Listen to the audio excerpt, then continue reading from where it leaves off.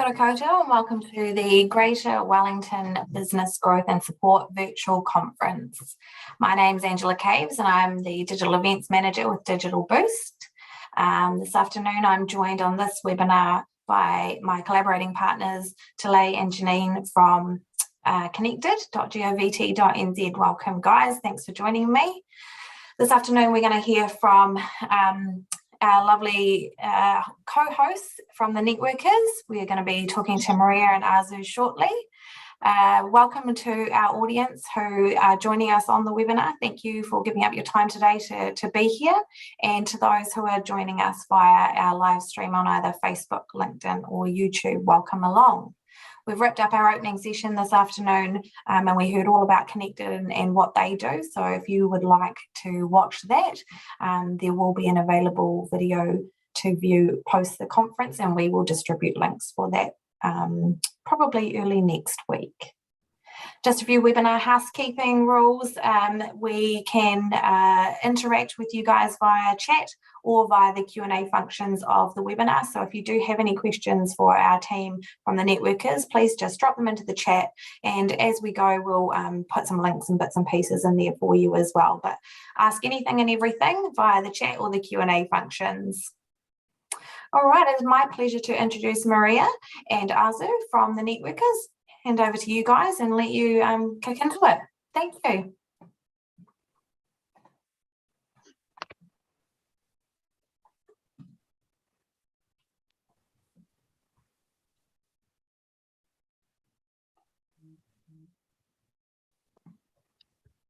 Okay.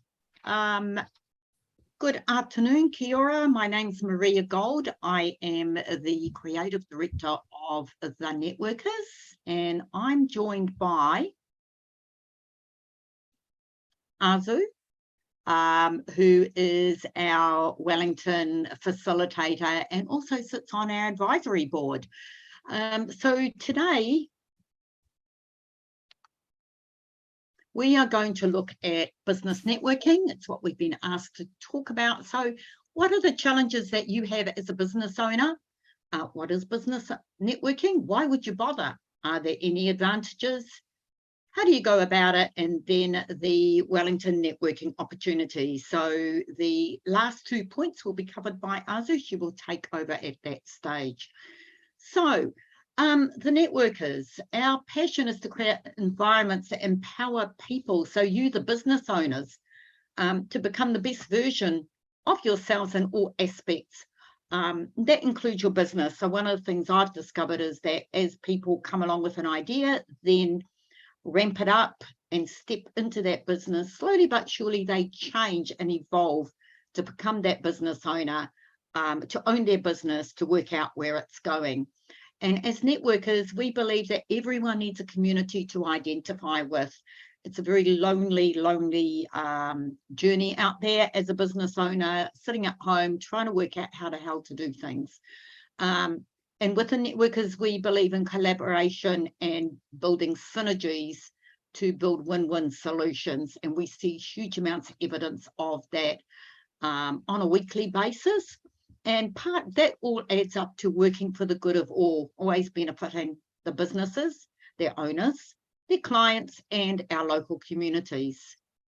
So a little about networkers. We started this off on the 31st of June 2016.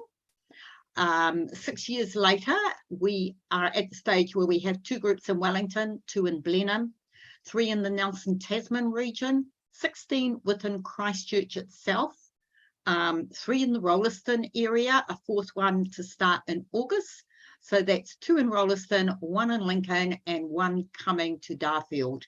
Then we've also got the Waimak area. So we have 4 in the Waimak area, 2 in Rangiora, 1 in Oxford, and 1 in Kaipoi. And I run a virtual group on a Wednesday for anyone who can't come to any of those. We have a variety of start times. They've just kind of evolved as time's gone on, depending on the need of that local community and the people in those groups. And the other thing that we have at the moment that's in Situ is a franchise system, and that is ready to go anywhere in New Zealand. So finding people who want to collaborate with networkers, have a business model that they buy into, and that we help them to build local successful business networking groups. So networkers, with any business, what I've discovered is you've got to have a purpose, you've got to have a value. And so for us, it's to create business opportunities that help people make connections, and in particular, strong relationships.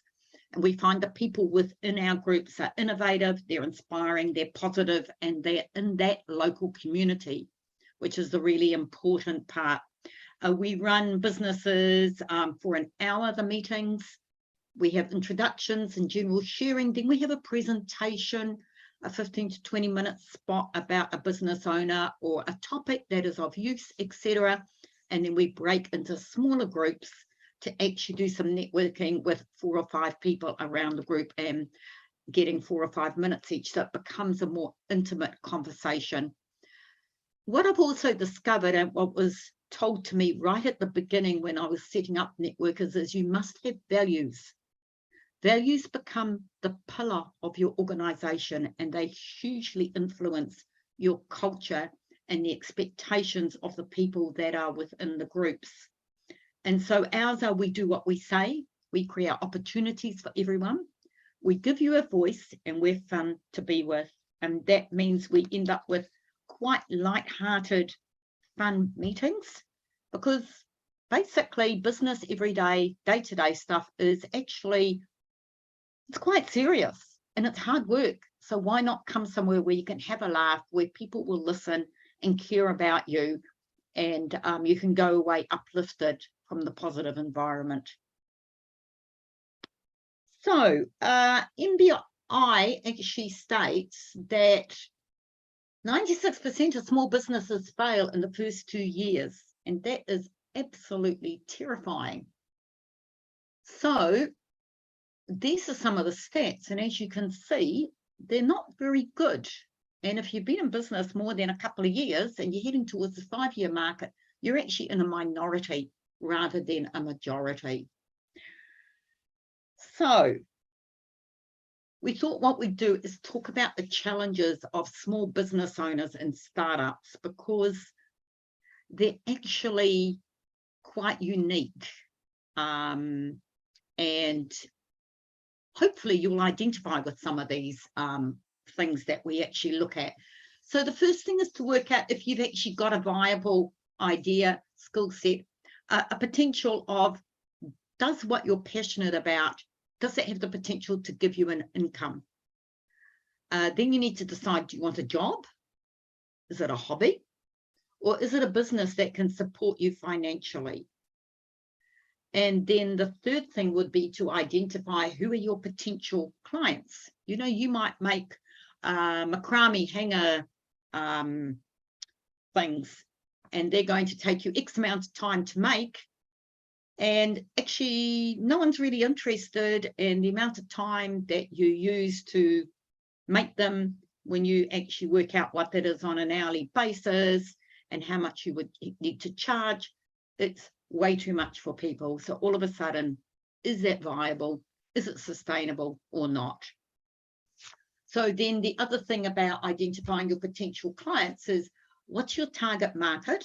And it's not everyone at all. It never has been. Who is sitting with you in that niche market that you have decided to go into? Who are your competitors? And then, of course, what's your point of difference? Why should people work with you and not your competitors? So these are all really important things to have a look at. Then the next thing is growth. So you might have an idea, you might have a couple of clients. Now you need to actually grow, or you start getting so many clients that you're like, okay, how do I become productive? And this is where you need to get the right systems, and you need to have a strategy of how to move forward. And part of that could be part of a business plan. The second thing in here is the lack of professional help. And this is one that I identified with very closely with a previous business that I had that we were setting up, is not having the right people on board. Anybody can offer you a service. Are they going to do it at the right price? Do they have your best interest in place? Or are they just looking at you as a client and they'll just throw something at you? And if it's not okay, well, that's just tough shit. So who are those trusted experts that you can build a relationship with, who are going to tap you on the shoulder and go, hang on a minute, why are you doing that?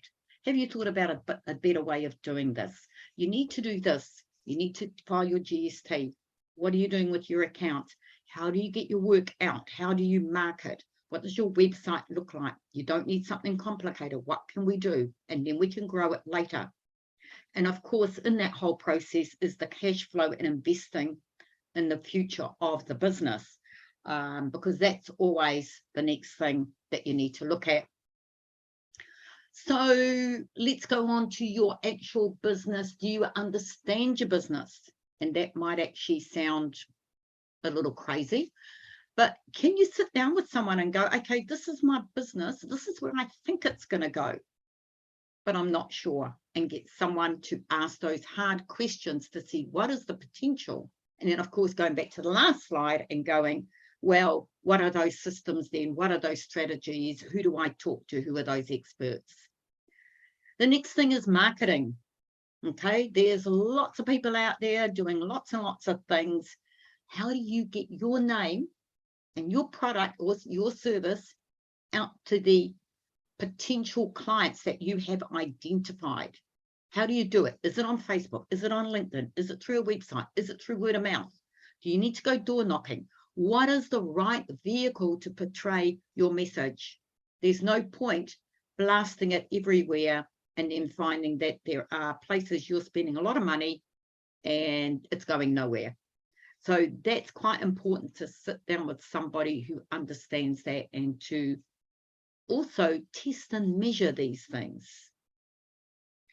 And then the last one on here is, who can help you on this pathway? And again, it's about building that relationship and building that trust to get that expert to actually help you with the correct solutions for a fair price.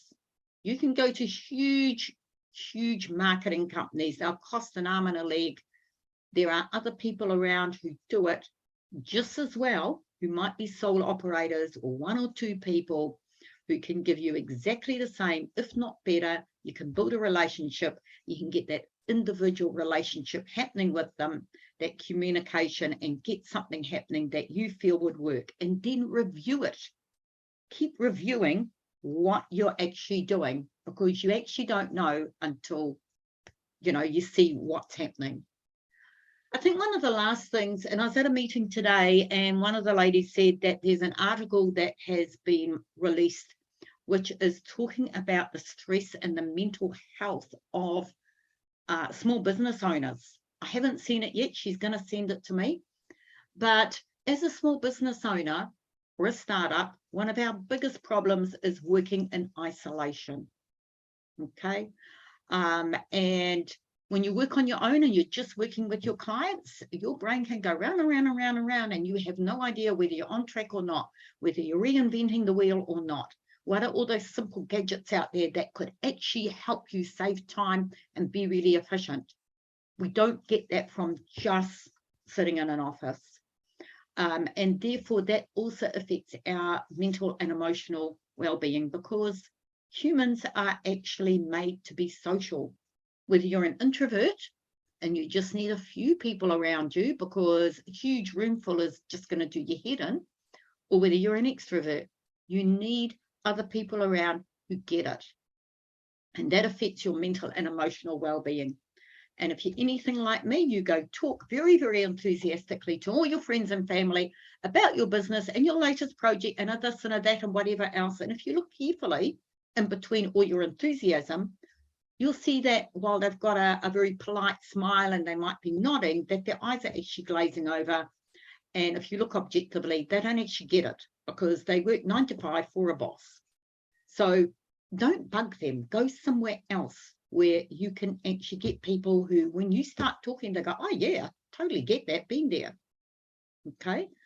The other thing is your business is in your head 24/7. And one of the biggest things you need to do for your mental and emotional well-being is to learn how to take that head and have a switch on it. So you switch from on, yes, I'm ready, I'm going, this is what I'm going to do, to switching it off and having a head that is clear and you can enjoy where you're at that time and get that break.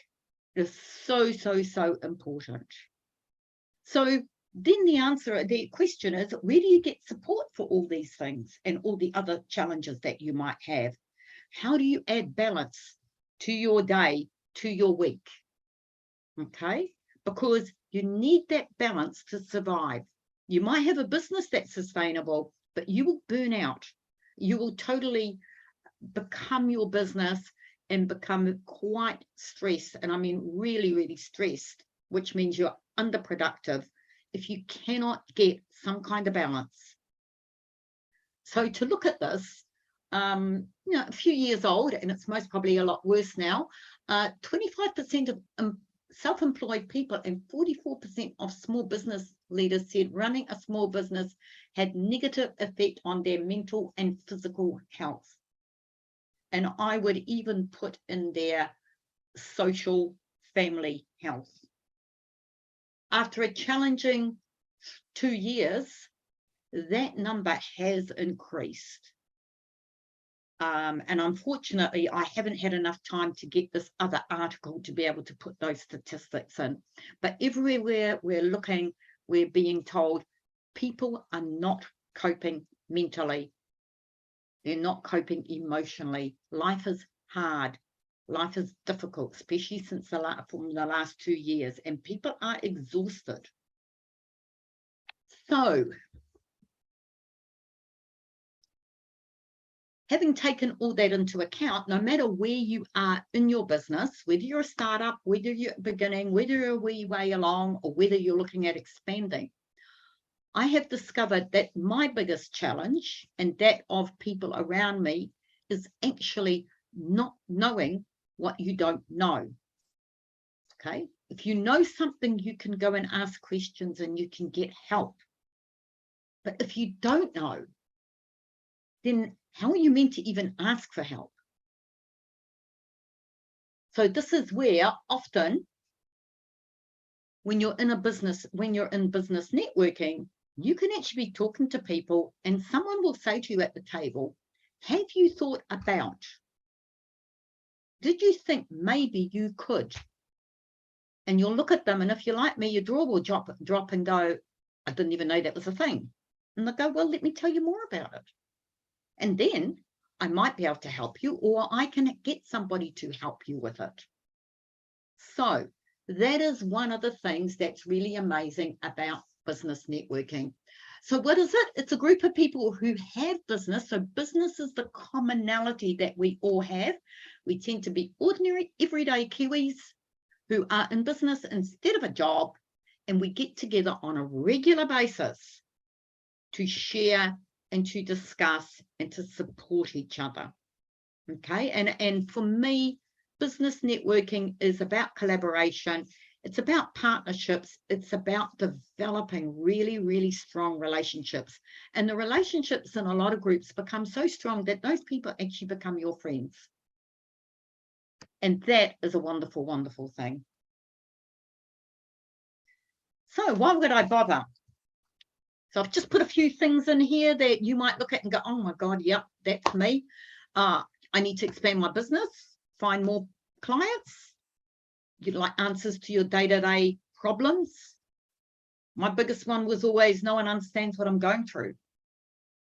The one we talked about today was feeling stressed and juggling what were all the jobs that you are doing to keep your business afloat, and what was the percentage of your week in those particular jobs. And then, do you actually need to do them all? And who can you give some of them to? So that was a discussion we had at our 7:30 group this morning. So you can see how these things come up.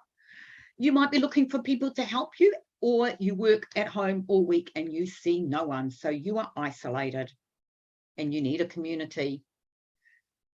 Advantages. 1 minute.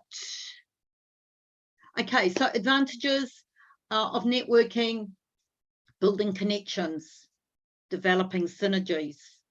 When you develop a synergy with somebody, that person, let's take, for example, an accountant and a bookkeeper. An accountant wants to do end of year and do business advice.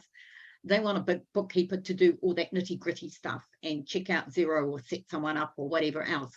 So you get an accountant and a bookkeeper together, they go really well. You might have a website person and a graphic designer and a marketer and a printer.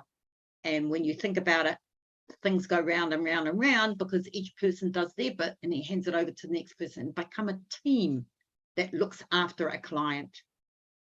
It's a great way of raising your professional profile. You're the expert. You're the person that can give a little during meetings so that people can see that you are knowledgeable. You can gain support, knowledge and gain support. It increases your confidence. So when people first come to a networking group, if they've never done it before, it is a little bit scary. And we try and make sure that we keep you very comfortable and pop you with somebody who will look after you.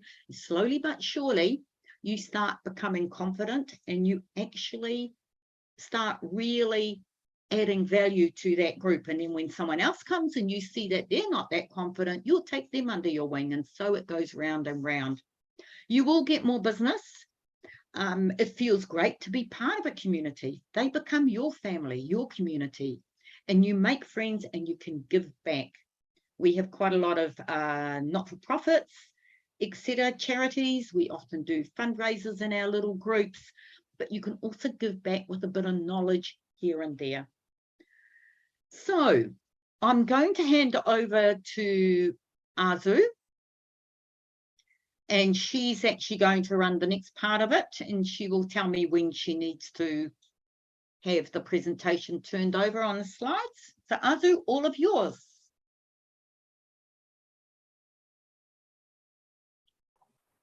There's no, Azu, there's no sound. Okay, cool. Now, sorry, forgot to unmute myself. There you go.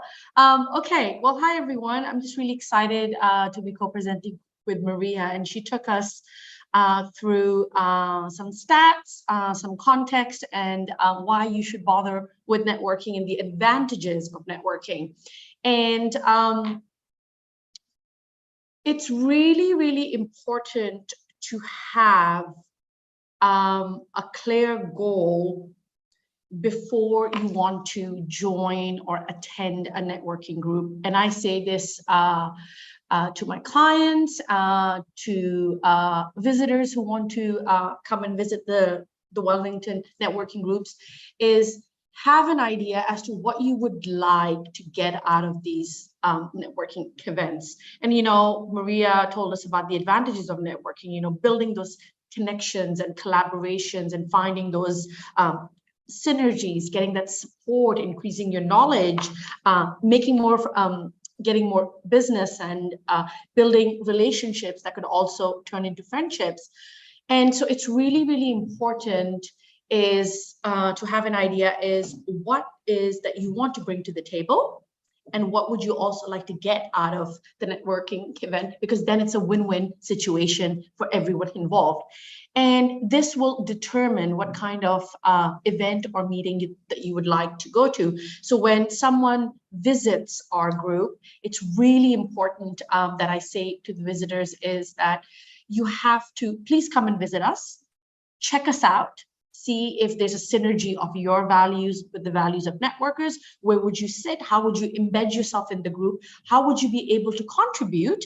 And what would you like to gain from the group? So that's really, really important. And this ties in with finding your networking niche. So different types of networking events work for different people and different industries. Again, it's asking what would I bring to the table and what I would like to get out of a networking event or meeting. And choosing the best networking event for you depends on your goals. Like, what are you hoping to achieve? How often do you want to attend a networking event? What do you want to achieve? Is that to increase your visibility, get more clients, get more business, build synergetic relationships within the local ecosystem or the business landscape? And who do you want to meet? What type of new connections you want to make?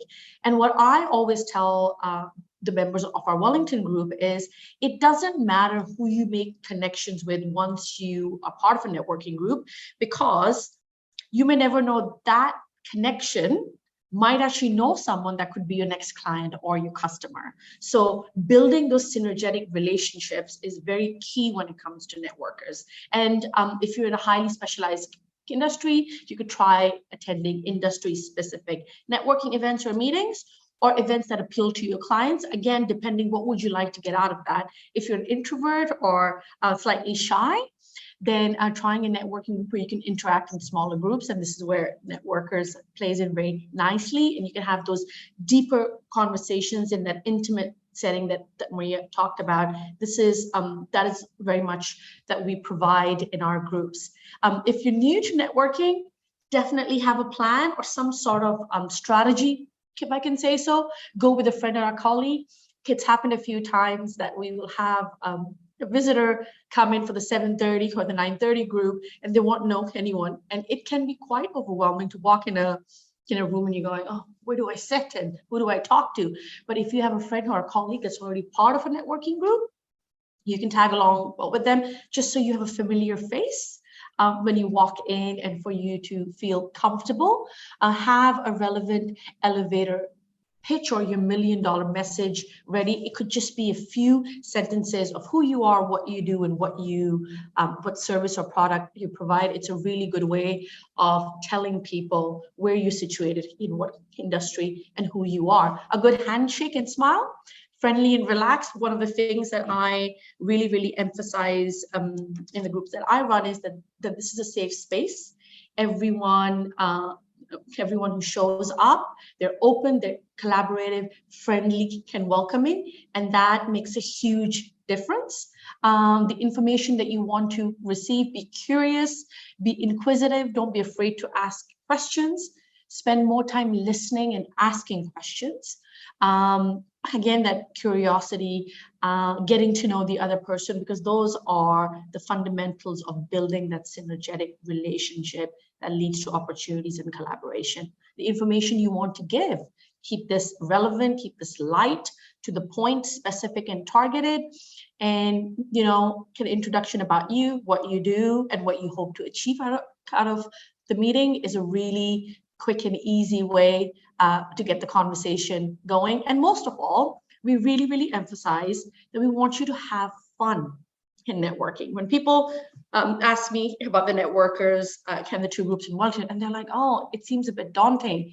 And I love dispelling that myth, saying, actually, networkers is not about that. We're a very fun and relaxed environment, and this is something that I really strive on. It's welcoming, it's opening, and we want people to have fun and be themselves, because that's how those relationships and those connections grow. Next slide, Maria. And networking meetings, get there early or staying late to continue talking to people. Take that action, be proactive, be curious. And then you can always organize meetings or phone catch-ups afterwards.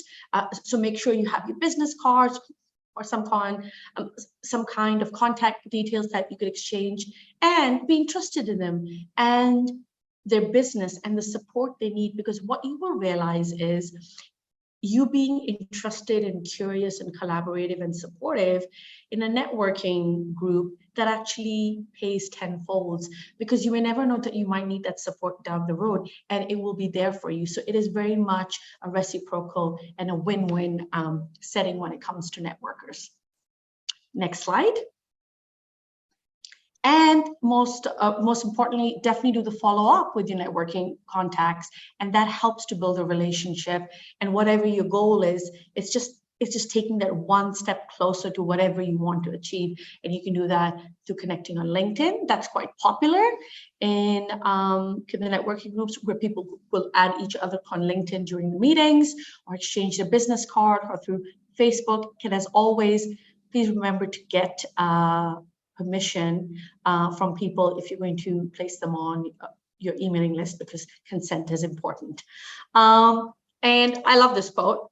It is, if you build great relationships and people get to like you for you, they will eventually promote what you do and would want to do business with you. Funny enough, this is exactly what I was talking about in the workshop I'm running this morning, that people will do business with you if they like you, they know you, and they trust you.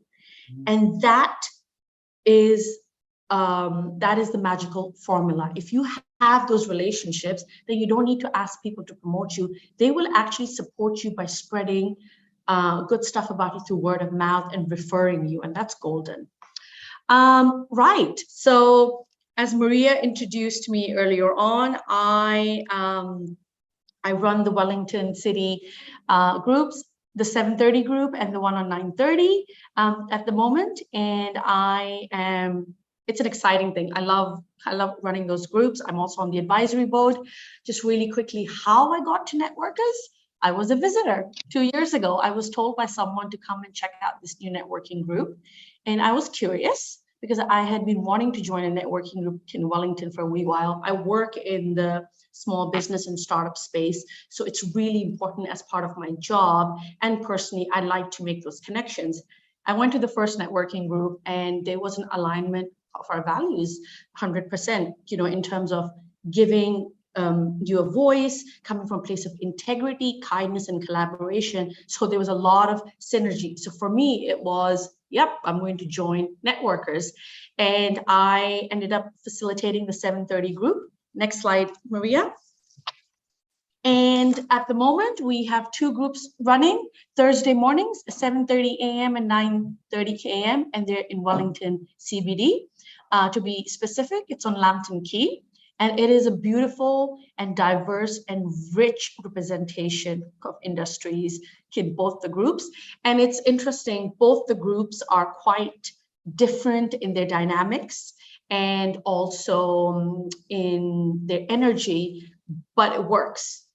And the focus is on building and cultivating that synergy, because that is what leads to really sustained and solid relationships. And then the opportunities come calling. That is something that I, as part of Networkers, focus on regularly, that you have to cultivate that synergy, that you are a good fit for the group and the group is a good fit for you, hence the win-win situation. We are looking for new members, both for the 7:30 and the 9:30 group. If you are keen to attend or to join, please get in touch with us. Ange, I believe, has shared the links for the Wellington region networking groups. You can register your interest as a visitor. We would love to see you, or you can get in touch with Maria, or you can get in touch with me, and we'd be more than happy to give you some more information. Our aim is to expand through the greater Wellington region. At the moment, we're just based in Wellington City, but we want to actually expand to Lower Hutt and Upper Hutt, and also up the coast, and a few more in Wellington region. So we are looking for facilitators and interest for new groups. As always, if you are keen, get in touch with us, and we would love to have a chat with you and can see where that takes us. Next slide. I quickly wanted to talk about this really amazing case study, and she's actually a success story out of the 7:30 Wellington group. And it's a family-run aromatherapy business that's based in Wellington called AromaSense. It's run by this lovely couple, and they make handcrafted oil blends and body oils. She joined Networkers as a visitor in 2021. And she was quite shy and not confident in her pitch. Very creative, very talented as an aromatherapist, but the challenge for her was, how does she put her name out there and what they do, and how to get more clients and get more visibility. So for Elena, it really was about stepping outside the comfort zone. At the start of this year, she joined for the whole year, the 7:30 group, because she saw the change and the impact that Networkers had every week when she showed up. She has returning customers, and they have also seen an increase in sales. And just last week, she backed actually a huge corporate gifting opportunity through the Networkers. And when I asked her how her experience has been up till now being a member, in her own words, Networkers creates an environment for business owners like me to accomplish. The group has allowed me to quietly voice my vision. I will say she's not so quiet anymore in the group. She's very chatty and she loves to contribute.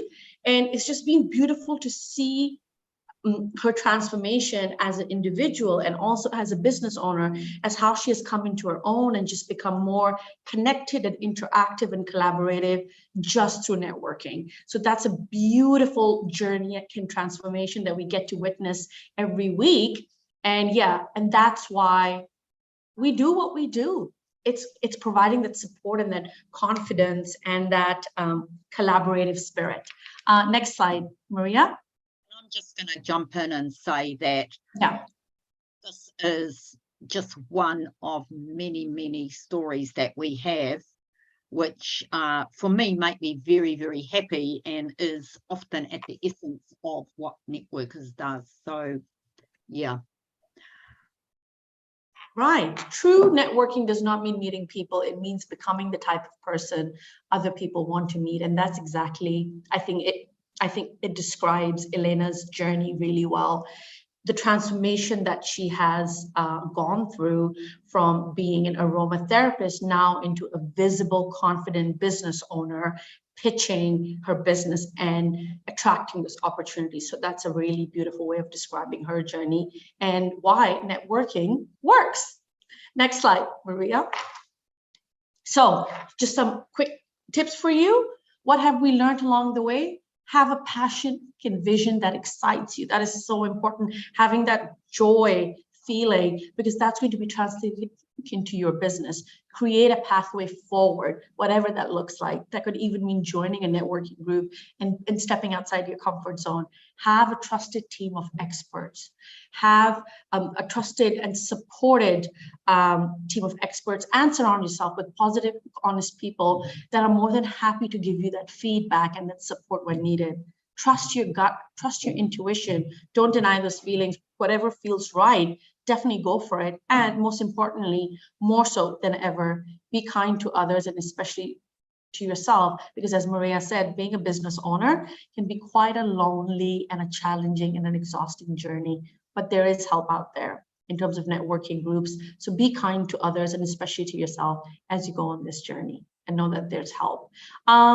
If you would like to join us, we would like to add that we offer a 2-week no obligation visitors trial, and this ties in again with that we give you the opportunity to come and check out the group, see if there's a synergy, what you bring to the table and what you would hope to achieve from joining the group. So we make sure that it's the right fit on both sides.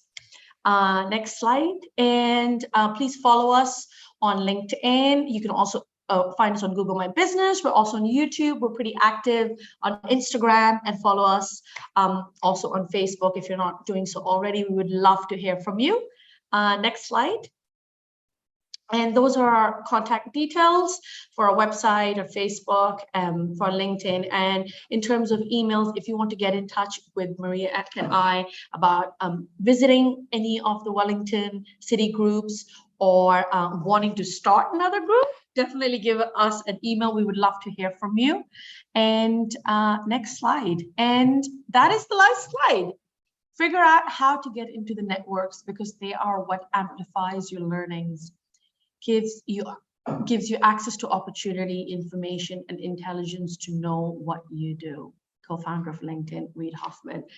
And I think that sums up our presentation beautifully today, that networking is an opportunity for growth, for new learnings, for taking in new information, but most of all, becoming the best version of yourselves as entrepreneurs and business owners. So yeah, thank you so much for listening to us today. And if there's any questions or comments.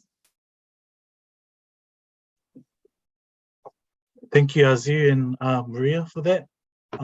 I definitely learned a lot about networking. My actual job here with Connected requires a lot of that, and it's something I've had to kind of work on as I've been going through. So we do have a few questions for you.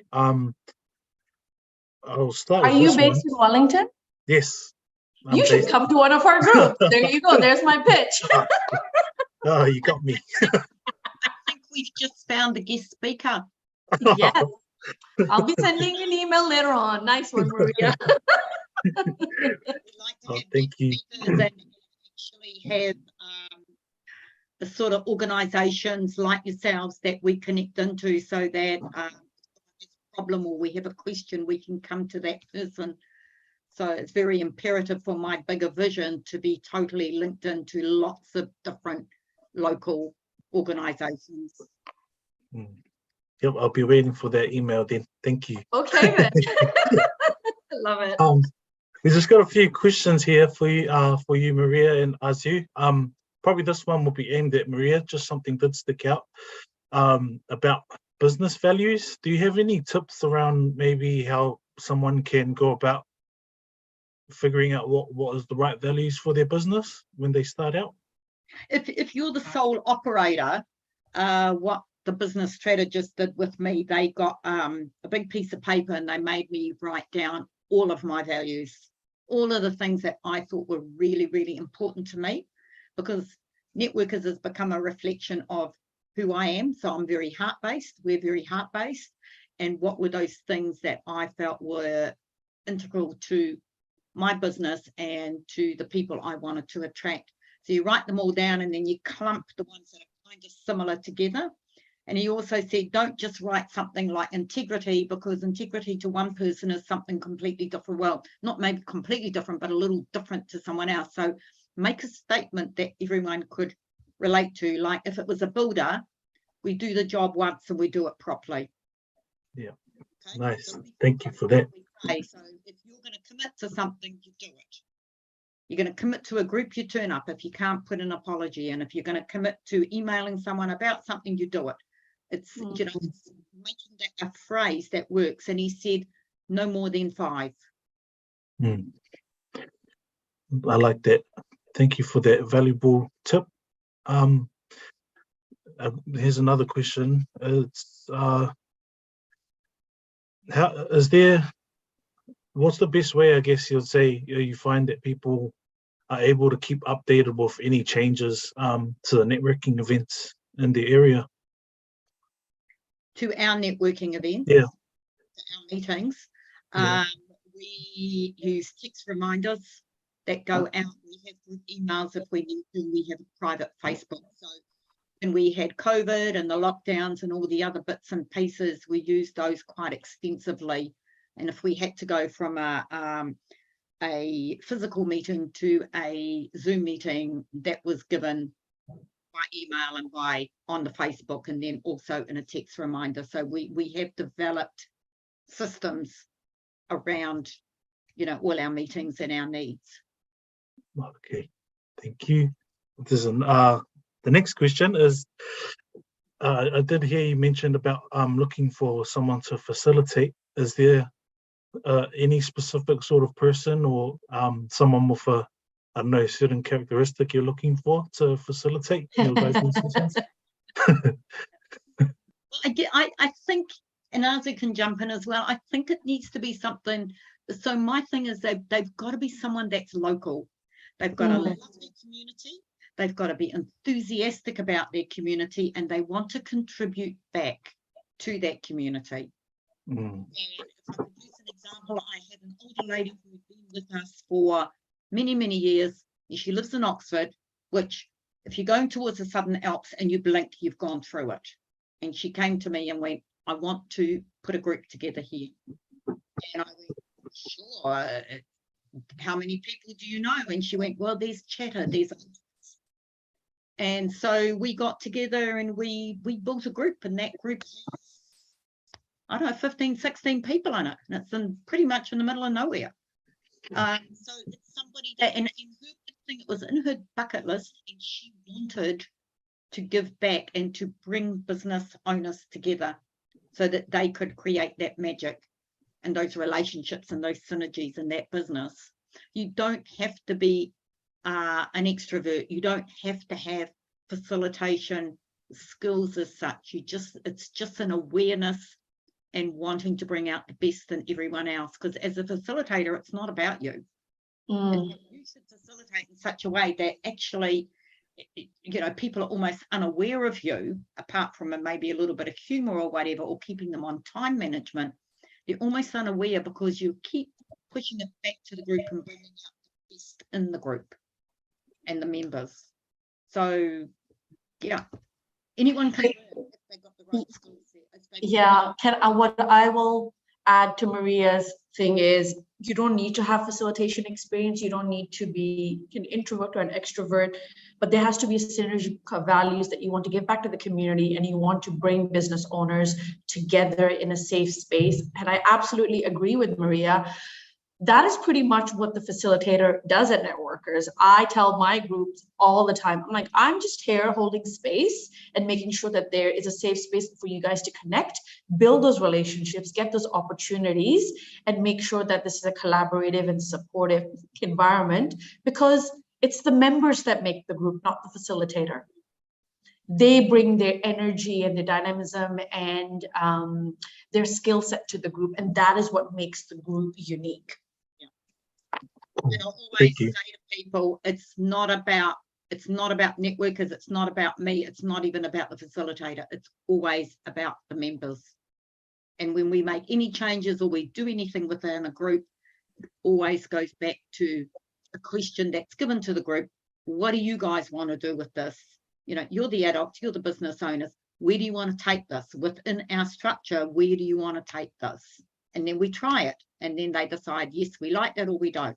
So if you're that kind of collaborative person, then that's most probably a good fit for us. I like that. Thank you for your very your answers. So hopefully, you know, you might catch someone here in the panelists who will facilitate for you guys if you have those values. We're just going to finish up with one last question, just because we're running out of time. This one's from someone in that has attended. They've asked, what is the cost to join one of your networking groups? Okay, so you get 2 visits to come along to see if you're a fit. Okay, because it's really important that you're happy and they're happy.